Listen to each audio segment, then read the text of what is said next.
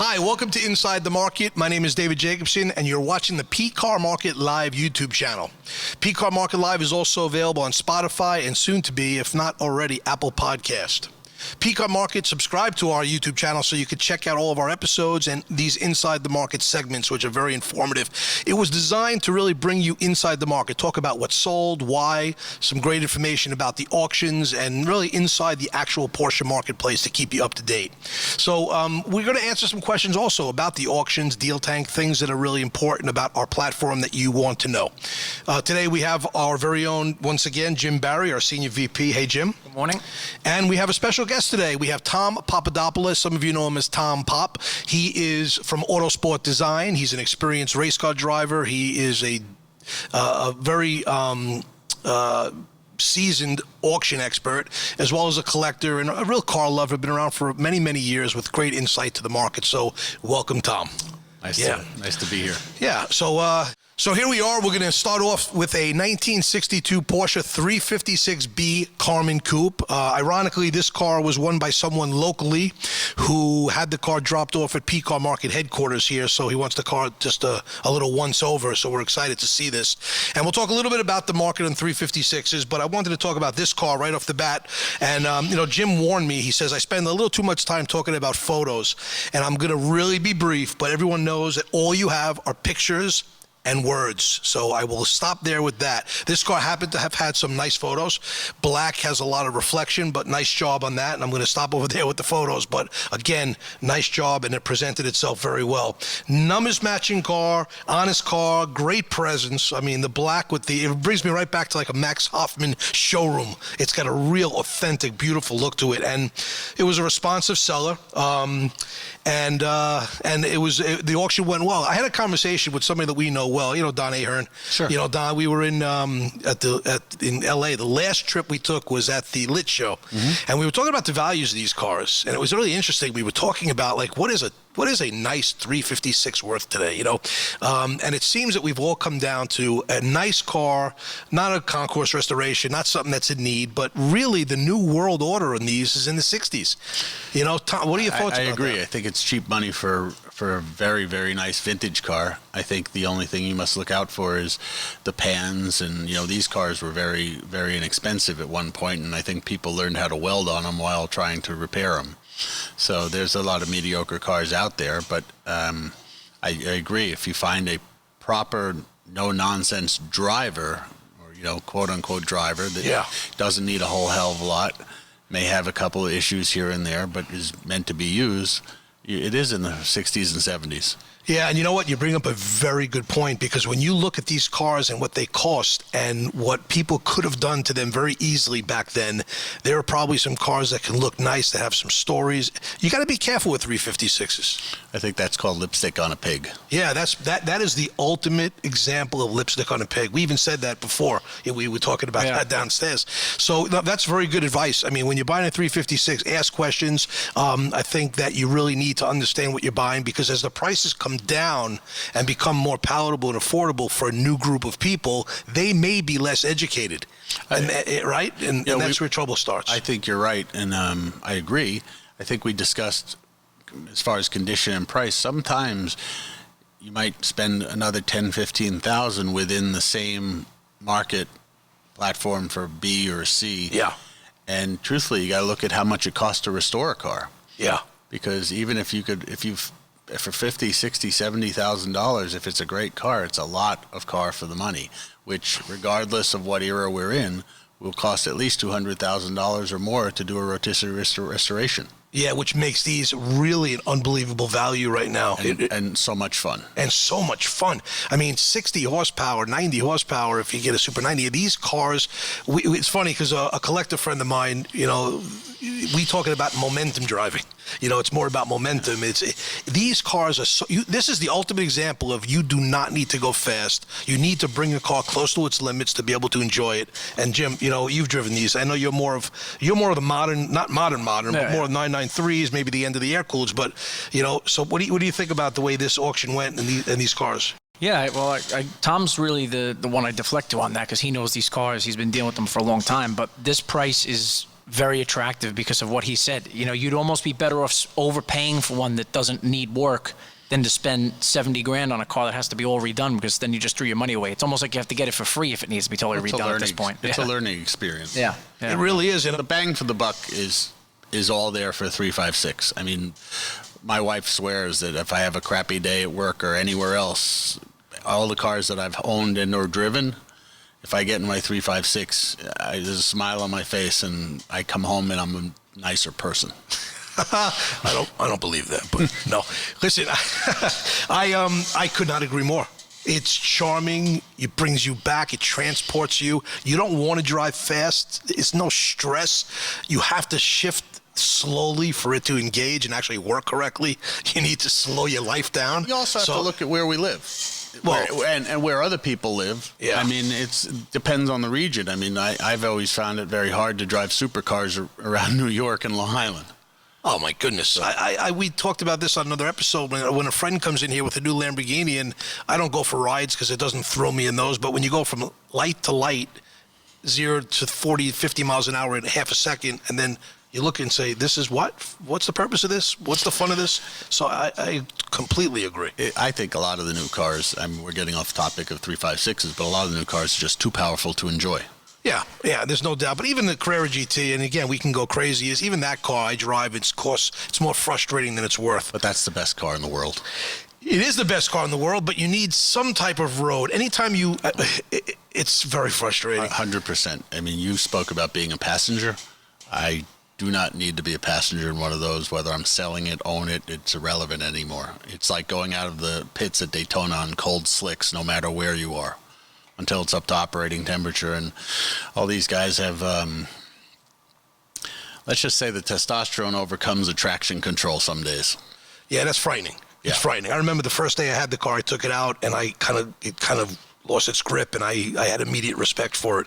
Which is why you buy a 356 and go to Starbucks and enjoy yourself. Exactly. Yeah. You can have a Carrera GT of a different flavor and have a tremendous amount of fun. So I'm going to move on to the 1994 Speedster. The Speedster was, again, let me pop it up over here real quickly, and I'm going to show these on the screen, obviously, when we go live here. Listen, I'm not going to pick on pictures, but when you look at this picture I have on the screen right now, the first picture, I don't know if this is an oil slick or this is just bad composition, but forgive me. The car sold because it's a lovely car, and but boy, be aware of when you take pictures and what's on the ground in front of the car, stains, distractions. Again, words and pictures is all we have. I know I'm going to get some emails about stop saying that, but I won't. I won't stop saying that. We have so please be mindful of the photos. Our photo guys here work closely with our customers to help them find the composition and really help them. It's a big help. So take advantage of that asset at PCARMARKET. But a nice photos, private seller. Carfax had an accident on it. It was a small accident. Did not really affect the pricing on this car because it was presented well, and I think that the seller did a nice job over here. So Jim, just tell us a little bit about the auction and how it panned out and a little bit more about the car. Yeah, well, I like this car because it's a great comp. You know, these are so confusing to buy for a novice because you don't know what to pay. Asking prices are everywhere. It's true. So to me, this is a really top-level driver-grade car. Yeah. You know, it had some miles, but it's a great color, and it's a long-time, older gentleman that owned the car. So I think this sold for like top dollar for a driver, but fair for what it was. So, you know, someone who's going to get into the Speedster market here, you could kind of do the math. You could figure out this car, but subpar, and do your deductions, or you could shave some miles off of it and add. It gives you a good sense of where the market is on this car. But I thought it was a great color for the car. You know, nice older man, long-term ownership. Yeah, but to your point, I think he originally, when he contacted us, is he wanted $140,000 for it. Oh yeah, oh yeah. Well, people don't really know. You know, the best part of the market today is there is a spread. You know, and then I'm not sure, you know, mileage, it doesn't bother me because if you're looking at 356s now or older 911s, I'm not sure what the time frame is, when the cusp is to be able to say, yeah, I had a Porsche specialist rebuild that engine, and it'll go for another 150, Exactly. 200,000 miles. You know, conditions, everything. There's way too many people who are putting a value on the odometer. That's right. Listen, you're right. When you get to these older cars, it's like you have an engine rebuild done by a quality, technician, and there you go. Now you're set for 75, 80,000 miles. And on these cars, they're newer, so you can understand a little bit of the mentality of the car. Like, hey, on this kind of car, I'd like original paint. On a 356, I'm not even considering that. There is a timeline when it kicks into your brain when it's like, this should be original, this should be done. Oh, the case was never cracked open on this car. That's a good thing, but is it a good thing? Because it should be. Then you'd have all the new seals on the car. So there is a point in time when it gets a little confusing, and that's where you need to ask questions. But don't forget, lack of use creates issues as well. 100%. And absolutely. When you say paint, I'm all about original. Except we've run across, over the last 31 years of my being in the business, I've run across all sorts of things. I've run across when there was acid rain at the port, and all the Porsche had repainted cars, and we all. This is for a whole nother episode. But I survived before the paint meter. Yeah, and I can tell you for a fact there were several cars I've had that I unwrapped when they were new. Yeah, and serviced throughout, and they were painted. Yeah, as new. As new. Yeah, we've seen at port. We've. I think if you're in the car business long enough, in any aspect of it, you're going to have come across something like that. I had a 2007 GT3 RS that we helped unwrap it for the first owner. He wanted it as it showed up from Porsche and the transporter, and it paint metered high all over. Yeah, every panel. So I guess the point is that you want original paint. It does have a value proposition there, but if it does have paint, it's not a bad car. In fact, it's condition. It's condition, right? Because you can have a car completely repainted that is an absolute beautifully well-kept, loved car, and another one is all original that's going to need a tremendous amount of repair from no use, from sitting in the wrong environment, and on and on and on. No? Well, your Carfax could have been from a bump while parking.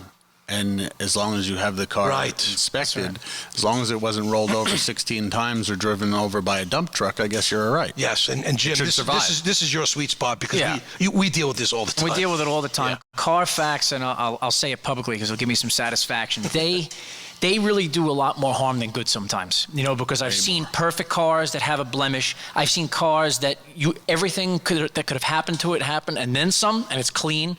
So really, it's just a piece of information that you have to take and be discerning and make a judgment call, because it's not fair, and they don't work with people very easily to take things off. I can tell you stories all day long about people who've lost thousands of dollars on the sale of their car because they couldn't get something off of there that shouldn't be on there. And it's frustrating. It's very frustrating. We had a weird one where it was a Carfax and it was a police car that ran into the back of a Ferrari. Just scratched the bumper. It didn't say that a police car did it at a light, and it really was nothing, but it had a Carfax and destroys the value of the car. Incredible. It's the 1 degree of separation. So, I guess, part of the reason that we're doing this is to help, the people watching, is to ask questions, be discerning, have a PPI, right, when you need to clarify in your mind, and also talk to some people that are experts, true experts. There's people close by, whether it be a friend or whether it be an expert. PCARMARKET is always here. We do something very weird. We actually do educate people, which is why this program is so important. And send in your questions, because we'll actually read them online. We'll talk about it with experts like Tom and obviously I gotta go backwards on this, because you said a good thing, that this gentleman was asking $140 for the car. Yeah. And he wasn't being greedy. He just really didn't know the market. We just happened to meet at the right time. He had this car on the market for a very long time, and he actually wanted to hear what we had to say, and we gave him honest advice as to what we thought the car was worth. And it was a little painful for him, but he accepted it because he realized it. But you did, and that's what made the car sell. But you actually did your analytics. Yeah. So just because there are people out there asking 140, I have people call all the time and say, well, I see they're priced from $150,000 to $200,000. I said, that's great, but it's been on the market for 14 months. Yeah. So I guess that's not really the market value. No, it means nothing. Zero. Yeah, asking is Zed. Goober. The big old donut hole. L, yes, absolutely. And it's funny because we always say that some people take longer than others to catch up to the market because of whatever. They're in fantasy land, or they're just hopeful and it's going to come back, even though it has already dipped, and it's very difficult. But besides the value of the car, which is really key here. But wait, what you just said, that's painful though. You know, because when you wake up knowing you have a $200,000 car and the market changes and it's worth 90, it's hard to accept. It's hard. Almost, some people, this is their retirement fund. You know, everybody's in a different scenario in life, so it makes it hard to swallow for some of these people. Most of these cars were bought in the era as a depreciating asset for fun. It's only recently they became investments, and you say limited production. There are 900 of them. So in the car business, you'd say there are 900 asses for the seat somewhere. You can take that however you'd like. Yeah. But that's a lot of cars. It's still a lot of cars. Still a lot of cars. I always say 600 is that, to me, that is the magical number. Yeah. Is 600 cars. 600 or less is a rare car. 601 and more, it becomes a limited production type thing. And that's the perfect segue into the next two cars. The next car we're going to touch is a one owner, getting a little more modern, staying within the Metzger era, a 2011 GT2 RS. Wow, have these gone up and down and sideways, and it depends who you talk to about whether this car's loved or confusing. We have a GT2. We have the same car here with the sport hard seats, and we also have a 4.0, and we've driven both back to back, and people that know me know how in love I am with the 4.0. I mean, I think it's awesome. It's probably one of the greatest cars ever made, kind of like the 73 RS, where it just boom, I got tendinitis, and that wasn't a good move. But it kind of peaks. It kind of peaks that car, sticks its head out no matter what's around it, and it's very, very special. But getting to this car, photos on this GT2 are nice photos. Again, the beauty shots are important. Those quarter angles, the interior, nice shots with the motor. Makes the car look as badass as it is.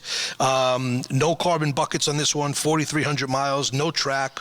The red works nicely, and quite frankly, I think this car ended up exactly where it should have market-wise. I mean, not too low, realistically, not too high.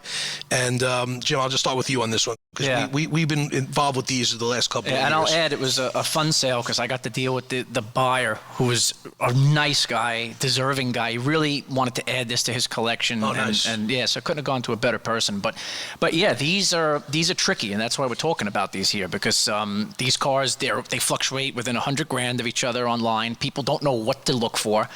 And here it's pretty simple. The track use or no, DME's clean, color's a big deal. I think the bucket seats, the carbon bucket seats, add value to it for a collection. Yeah. However, if you want to drive the car, these are much nicer seats. So it's really, it's really preference. Yeah. But these are tremendous value. I mean, I was with you in Amelia Island when I think one of these sold in the 6s.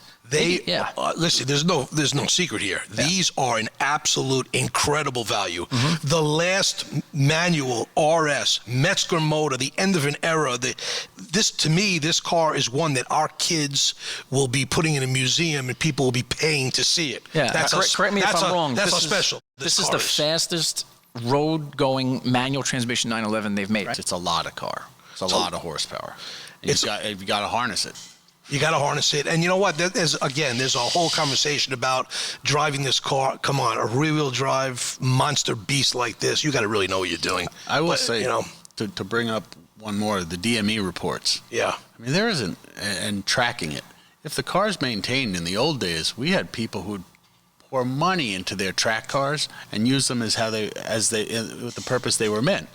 I mean, if someone said to you, hey, you can buy this GT2 RS, and it comes with a day at Zuffenhausen.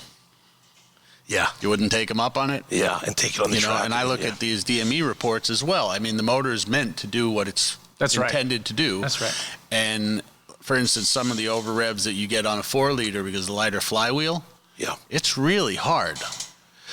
But if you don't have 6 bent exhaust valves and it's running, she's still doing what she's meant to do. Yes, and I don't see that's a great point, because I think what it comes down to is when the cars reach a certain price, And there are people now in there comparing two cars. Which one should I buy? One has a clean DME, one is a little sketchy but fine, like you had mentioned. All of a sudden, the clean one becomes the one that seems that is put above the other one. I mean, you talk to Corvette guys about numbers matching motors, or even Shelby. I had a Shelby, a 66 GT350, and I thought the Corvette guys were crazy until I met the Shelby guys. It is unbelievable. Yeah. But so it's 100%. It's crazy. So it is passion. It's I want the best of the best of the best of the best and the best of that best. And those people willing to step up and pay for it, and that causes an inner culture of this collective world, which makes people want those cars. And then there's a separation. That's it. It's human nature. I think it's a little bit. It depends on where you are. I mean, I think the Europeans look at it a little bit differently. Yes. We talked about that briefly. Explain that a little bit. Condition is everything.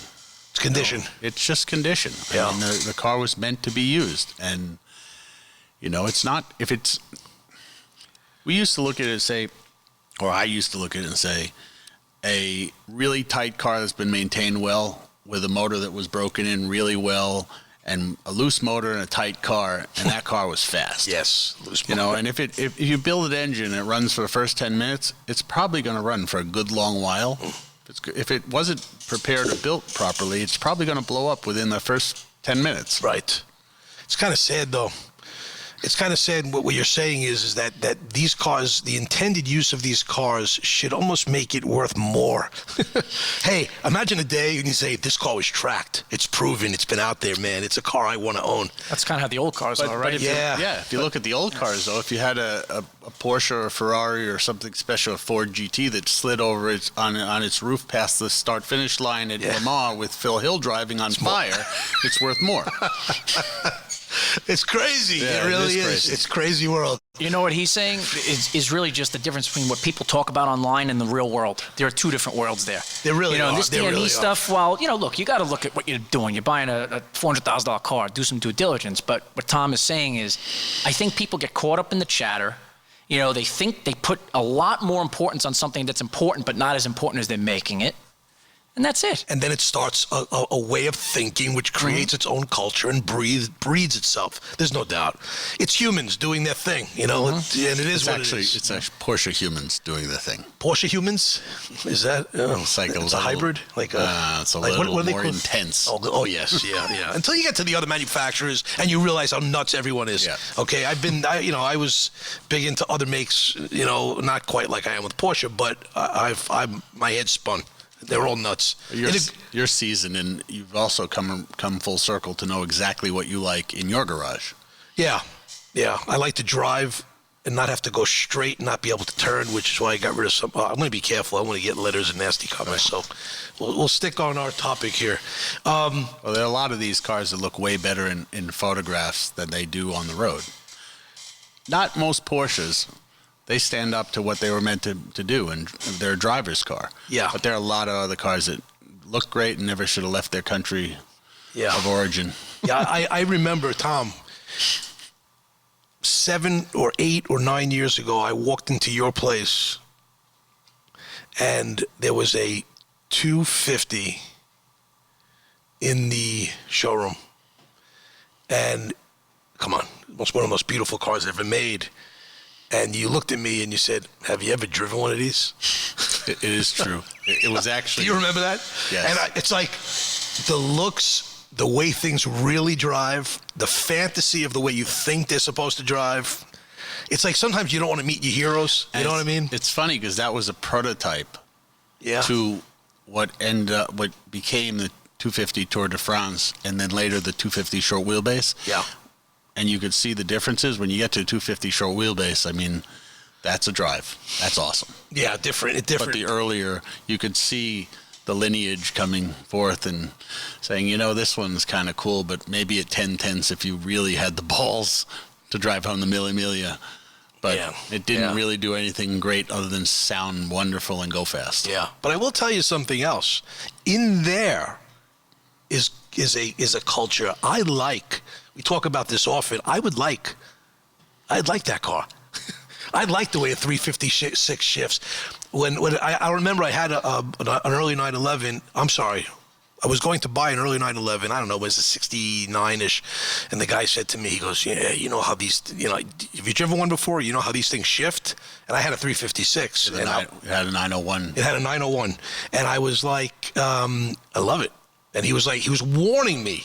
It was warning me that you better be prepared for what this thing is really going to drive like. And the funny thing is I love it. I said, I love that where is the gear? It's visceral. It's visceral. I mean, this visceral, you don't have to, that's extreme, But my point is I tell Jim this. When we talk cars all the time, obviously, I say, when I have the new Taycan, when I want a car like that, I don't want to hear anything. I just want to zip, zip, zip, and have fun, enjoy. But I don't mind feeling every pebble. I don't mind noise. I don't mind feeling like I'm in a race car on the street if that's what I'm in the mood for. But you also don't drive it every day. So exactly. The moment that you're driving it, that's why you own it.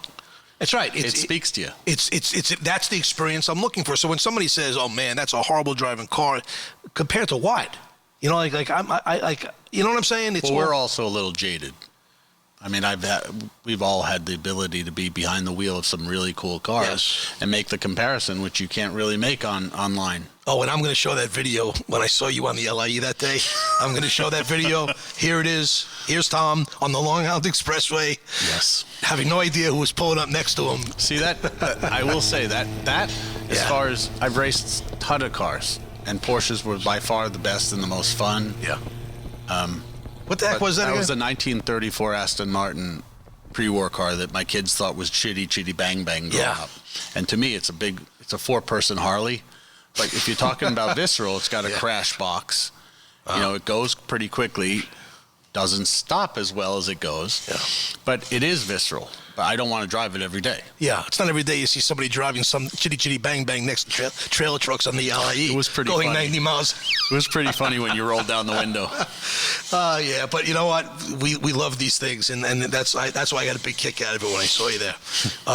Any other thoughts with the GT? I'll move on to the final car here, which is the brother or the sister to this car, the 2011 4.0. Again, my favorite modern Porsche by far. And I'm sure I'm not alone in that. 10,000-mile car, color, subjective. To me, the white 4.0 is the one to have with the white wheels. This one didn't have white wheels, but I'm not a white car guy. I'm not.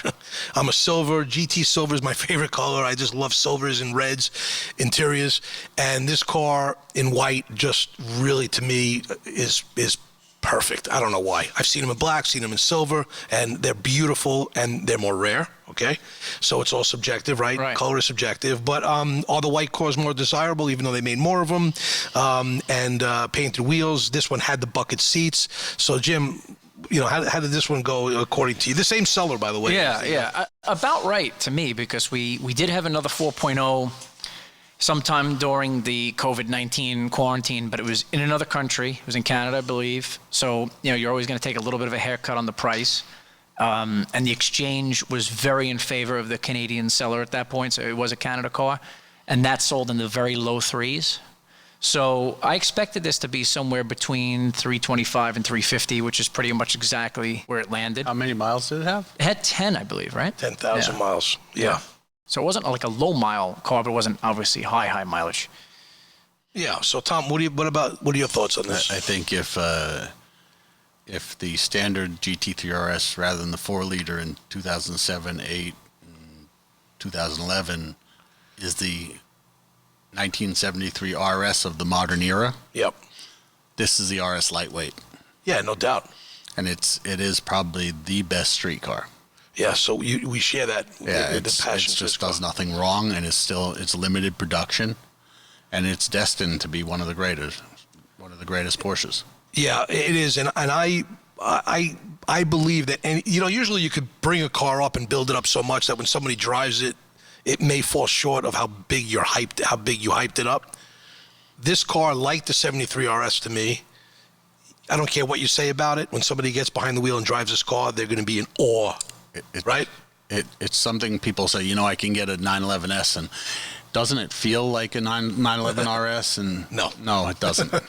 It doesn't. It's lightning in a bottle. It's almost perfection of the automotive world. So it's very special. So so this car was presented well. Again, nice photos out of Fort Lauderdale, Florida. Congratulations to the new owner on this car. As far as future pricing, because people want to hear some insight there. I believe this is one of the cars that, regardless of what happens in the economy, regardless of what happens, really, short of Armageddon, this car is going to hold its value. And I really believe this car is going to be $1 million car, in the not way too distant future, and one of the most collectible modern Porsches that will ever exist. Am I crazy? No, I don't think so. Not at all. I mean, it's a very special car. Yeah. Well, thanks for saying I'm crazy, but not because of this. Appreciate that. No, we're all crazy. Yeah. Yeah. Yeah, no, it was funny because Bobby, we were talking about him. He sent me an article on this car this morning. They just republished there was a Motor Trend article in memory of Hans Metzger about this car. And they were saying how the end of the 997, like what Porsche does, and we've talked about this in the past, they just come out with all these models and they're just like mix and match parts. But this was something that everyone was so over-motivated. Everybody that was involved wanted this car to be like the send-off, to the Metzger engine. And this car just had so much passion behind it, and it's so important. And they made 600, right? And they made 600. It's that magic number. And the GT2, they made 500. Yes. So I'll tell you a funny story about that car.